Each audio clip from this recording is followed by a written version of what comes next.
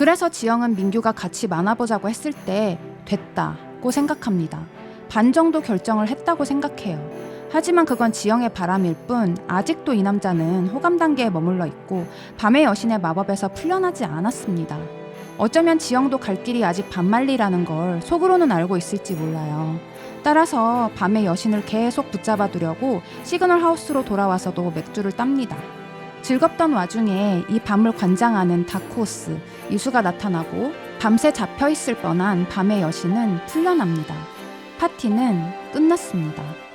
안녕하세요. 궁합 마스터입니다. 신민규가 오뎅집에서 술을 먹고 지영에게 한 행동이 무슨 의미인지 궁금해하시는 분들이 있더라고요. 질문의 속뜻에 대해서 저 나름대로 해석을 해봤을 때 결국 궁금한 건 이게 아닐까 싶어요. 남자는 좋아하는 마음이 없어도 단지 술이 들어갔다고 해서 그렇게 얼굴을 들이밀고 소파에서 꽁냥댈 수 있는 것인가? 오늘 마법의 공식 하나를 불러와서 호기심 해결해드리겠습니다. 결론부터 말씀드리면 남자는 여자에게 호감이 있어야 단둘이 술을 먹는다. 그리고 술이 들어간 이후부터는 특별한 문제가 있다. 그건 바로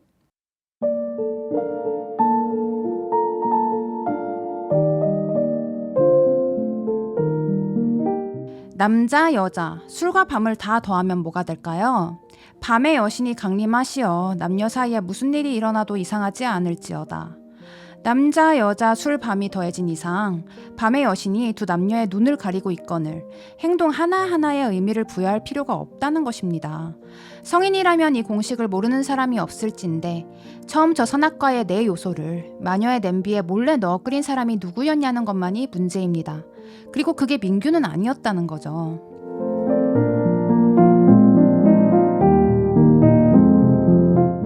주미와 민규가 데이트했을 때 시청자들이 민규에게 더 호감을 느끼고 데이트 자체에 좋은 감정을 가질 수 있었던 건 어떻게 보면 주미가 스스로 그렇게 만든 겁니다.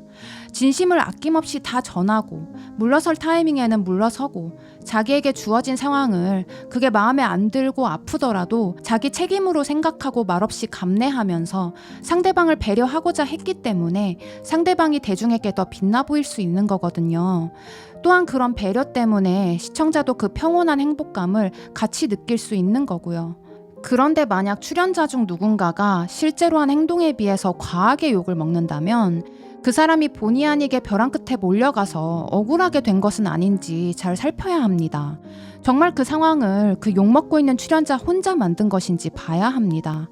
왜냐하면 요새 심리 유튜브가 많이 나온 덕에 이제는 많은 분들이 인지하고 있지만 살다 보면 표면적으로 보이는 게 다가 아니고 피해자로 보이는 사람이 오히려 가해자이고 가해자로 보이는 사람이 오히려 억울한 경우가 존재하기 때문이에요. 억울한 사람에게 같이 돌을 던지는 사람이 돼서는 안 되잖아요. 저도 사람으로부터 상처를 많이 받고 사주를 공부하게 됐고 사주적으로 특정 유형의 사람들이 있다는 걸 알게 되고 그러면서 사람 보는 눈이 생겼어요. 그런데 재밌게도 사주적으로 알게 된 그 유형의 사람들에게 심리학적으로 나르시시스트, 피해자 코스프레, 소시오패스 이런 식으로 명칭을 부여했더라고요. 제 영상을 보시다가 사주나 심리 지식이 조금씩 쌓이고 저의 말의 의도를 파악하시게 되면 어떤 성향의 사람들이 있고 그 사람들과 어떤 패턴으로 일이 진행되는지 알게 되실 겁니다. 바꿔 말하면 사람 보는 눈을 기르게 되실 거예요. 사람의 마음은 사귈 거다 안 사귈 거다, 최종 선택할 거다 최종 선택 안 할 거다 둘로 나뉘지 않죠. 짝이 있는 사람들이 나온 것도 아니고 누가 더 일편단심이고 선 잘 긋나 싸움도 아닙니다. 여러 남녀가 뒤섞여 썸을 마음껏 하라는 겁니다. 한 명에 정착하기 어려운 상황에 사람을 밀어넣고 마지막에 한 명만 선택하라는 고문이 주어지는 겁니다.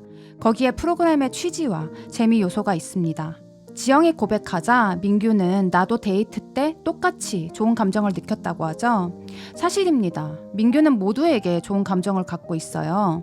호감을 갖고 있는 상태에서 마법의 공식마저 작용을 했으면 얼굴을 들이댈 수도 있는 거고 키스나 그 이상을 할 수도 있는 겁니다. 앞서 말씀드린 것처럼 행동 하나하나에 의미를 부여할 필요가 없습니다. 그리고 책임은 둘 다 지는 거예요. 우리가 호감이 있는 이성과 다 사귀지는 않는 것처럼 그 이상의 책임을 진다는 건 다른 문제입니다. 더 많은 것들을 고려해야 하고 시간이 더 필요할 수도 있어요. 또 민규의 행동과 말을 종합적으로 보면 민규가 보낸 부정적인 신호들이 더 많았거든요. 그런데 중간중간 결정적인 의미를 가지지는 않았던 긍정적인 신호에 대해서 더 분석하려고 하고 더 의미를 부여하려고 하는 것 같아요. 그래서 그 조각들로 희망을 갖다가 민규의 태도가 변했다고 생각해서 배신감을 느끼는 게 아닌가 생각이 듭니다. 그런데 제가 봤을 때는 민규의 태도는 변한 적이 없어요. 민규에게 지민은 처음에 끌렸던 여자, 주민은 기회만 된다면 더 깊게 알아가고 싶고 왠지 동경하게 되는 여자, 이수는 가장 가능성이 높은 새로운 여자입니다. 앞선 영상들에서 말씀드렸던 것처럼요. 그런데 지영과의 관계성은 전에 말한 적이 없어요. 일부러 그런 게 아니고요. 왜냐하면 딱히 할 말이 없어요. 화면에 보이는 대로이고 민규가 말한 대로입니다. 굳이 말해보자면, 굳이 정의 내려보자면 계속 앞에서 밀고 들어오니까 받아주다 보니 내가 도리어 욕먹게 되는 악연인 거죠.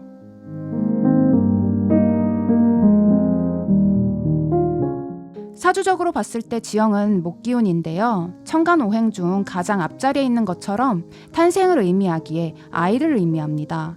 이수는 겨울에 금이나 수로 보여지는데요. 천간오행의 끝자리에 있기 때문에 성숙한 어른의 성향이 더 강합니다. 어릴 땐 경험이 부족하니까, 미숙한 게 당연하니까 급하게 체근하다가 잘 될 수 있던 남자와도 멀어지곤 하죠. 나이가 들어 세상을 이해할 수 있게 되면 인내심이 늘어나 기다릴 수 있게 되고요. 또 사람 마음이 스위치를 끄고 키듯 하는 게 아니라는 것도 알게 됩니다. 이수와 지영의 차이는 이수는 일희일비하지 않고 진득하니 기다려요. 지영은 빠른 대답을 원합니다. 그래서 데이트 신청을 먼저 하고 서투른 고백을 하죠. 나한테 호감 있는 건 맞는 것 같은데, 아니 나한테 호감이 없을 수가 없는데 왜 마음의 결정을 안 하는 거야? 내가 이렇게 푸시하면 오늘 바로 결정할 수 있지 않을까? 라고 생각하면서요.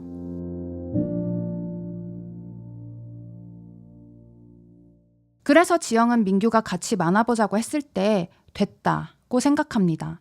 반 정도 결정을 했다고 생각해요. 하지만 그건 지영의 바람일 뿐 아직도 이 남자는 호감 단계에 머물러 있고 밤의 여신의 마법에서 풀려나지 않았습니다. 어쩌면 지영도 갈 길이 아직 반만리라는 걸 속으로는 알고 있을지 몰라요. 따라서 밤의 여신을 계속 붙잡아 두려고 시그널 하우스로 돌아와서도 맥주를 땁니다. 즐겁던 와중에 이 밤을 관장하는 다크호스 이수가 나타나고 밤새 잡혀있을 뻔한 밤의 여신은 풀려납니다. 파티는 끝났습니다. 생각해봄직한 정성어린 댓글들 정말 감사합니다. 오늘 영상 괜찮으셨다면 좋아요와 구독 꾹 눌러주시고요. 오늘도 시청해주셔서 감사합니다.